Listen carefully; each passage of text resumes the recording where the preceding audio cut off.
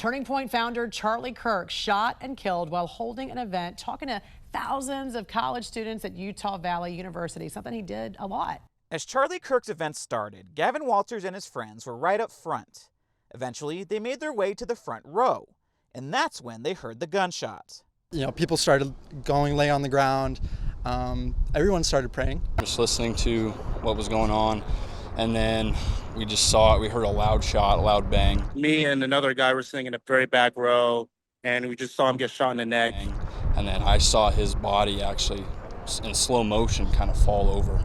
And people were screaming, people were crying. Students told to clear campus. What did you get on your phone? So they sent out UV alerts or text messages to us. The shot came maybe 15 minutes into Charlie Kirk's prove me wrong give and take with students here. The next person in line stepped to a mic to address Kirk. What was the question?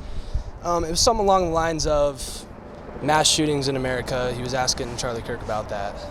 And then Charlie Kirk was going to pick up the microphone, and then he got shot.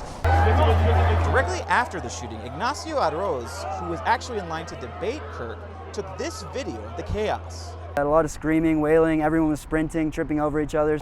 People ran in every direction, including into the tunnel Tegan Blanchard was working. All of a sudden, I just saw this massive mob of people running towards us, and there were people screaming, there were people crying. It was very, like he said, very surreal. And heartbreaking. Once people figured out what had happened, the shock started to set in that something like this could happen at UVU or at all.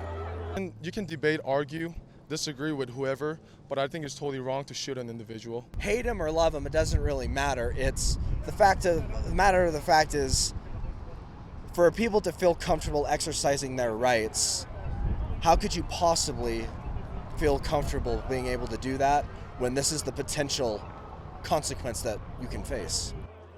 Skylar Baird came to UVU hoping to hear Charlie Kirk in person, but within minutes he found himself witnessing the unthinkable. I mean, it was pretty immediate. I was only maybe 15 feet, not even 15 feet away from him, and I heard the pop, and I said in my mind, that was a gunshot. Baird says in the moments after the gunfire, his instincts kicked in, first to protect himself, then to help others escape. But as the crowd scattered, a range of intense emotions and realities set in. Pretty much knew immediately that he wasn't going to make it. I mean, he's a father, he's got 2 little girls. His whole goal is to have a conversation with both sides of the aisle, and he wants that dialogue. And because he has a different opinion than you, you're going to murder him. Baird says while Kirk had security close by, the area felt very open. And so he was well guarded against someone running up with a knife or trying to fight him personally. He was well guarded from that sense. But security in the general area, it was just a normal campus day. They continue to scour that scene in Utah looking for clues and evidence. The main point of focus, the rooftops. I want to show you this picture right here. This is important. Here's the site of the shooting. It was right here in this bowl. That's where all those thousands of students were, and you can tell there are several buildings all around here. It is believed that one of the shooters or the shooter was up on the rooftop here, and that's where that shot came from. Charlie inspired millions, and tonight all who knew him and loved him are united in shock and horror. Charlie was a patriot who devoted his life to the cause of open debate and the country that he loved so much, the United States of America. He fought for liberty, democracy, justice, and the American people. He's a martyr for truth and freedom, and there's never been anyone who was so respected by youth. Charlie was also a man of deep, deep faith, and we take comfort in the knowledge that he is now at peace with God in heaven. I'll be honest, I'm angry. I'm angry about it. I'm extraordinarily disappointed for his family, and I'm extraordinarily disappointed in, honestly, the people that did this. Jonathan Sims came to the vigil after attending the event where Charlie Kirk was shot and killed. He and his friends witnessed Charlie being rushed to the hospital, a scene he is still trying to process.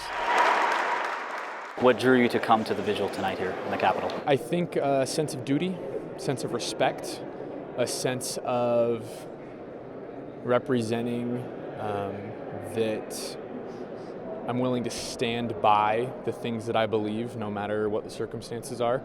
In the aftermath of trying to run away, part of me honestly wondered, like, I felt like I needed to walk towards it so that he wasn't the only one. No one wants an assassination in their state, especially one that is so public. We're still processing, I think, and law enforcement is still working hard. Flags, pictures, and tears filled the rotunda Wednesday night, with lawmakers, students, and residents sharing their love for Charlie.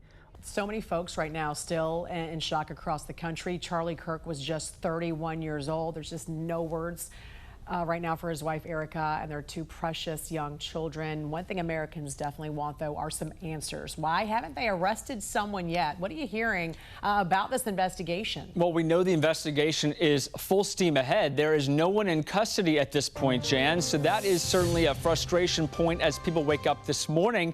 We do know yesterday, and you probably heard at home if you were watching the coverage, a couple of people were taken in for questioning.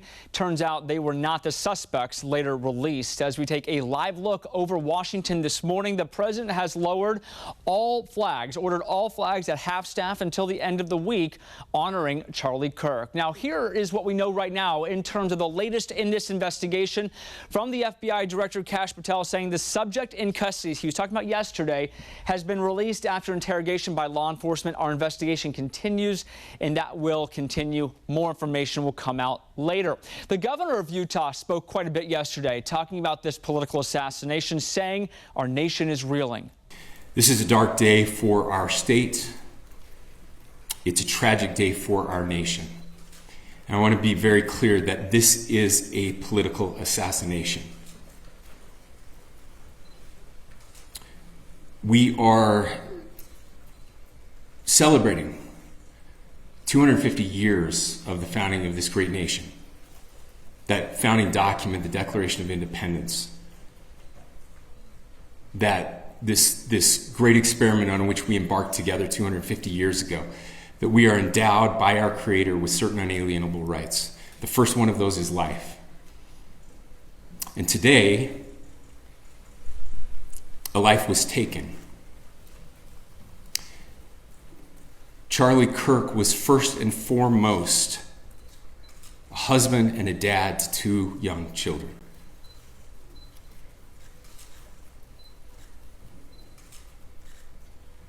He was also very much politically involved, and that's why he was here on campus. Charlie believed in the power of free speech and debate to shape ideas and to persuade people. Historically, our university campuses in this nation and here in the state of Utah have been the place where truth and ideas are formulated and debated. And that's what he does. He comes on college campuses and he debates. That is foundational to the formation of our country, to our most basic constitutional rights. And when someone takes the life of a person because of their ideas or their ideals, then that very constitutional foundation is threatened. And Charlie Kirk leaves behind a wife and two young children. His wife, Erica, just posted this video to Instagram just a couple of days ago. You can see him on a walk there with the caption, "What if childhood could hold eternity?" Yesterday, just hours before the assassination of her husband, Erica posted this to X, Psalm 46:1, "God is our refuge and strength, a very present help in trouble." And that's a verse about God's support, protection, and source of power during difficult times. Now, definitely the worst and the most difficult for her. I also reached out to Pastor Rob McCoy, who is Charlie Kirk's pastor and co-chair of Turning Point USA Faith, an organization Charlie began from Turning Point because he knew the influence of church leaders and the powerful connection between faith and freedom. Pastor McCoy sent us a statement last night that he also posted. "My friend Charlie Kirk was murdered today by a coward. His life will be remembered For many wonderful things, he built it all with the power of the spoken word. He never used violence, but was threatened every day with violence by those who couldn't contend with logic and truth. And now they have done to my friend what evil always does. It takes away life. Charlie did not die, however, but instead he has begun to truly live. His life was secured eternally by his Savior, Jesus Christ. This truth allowed Charlie to face every threat with courage because he didn't fear death.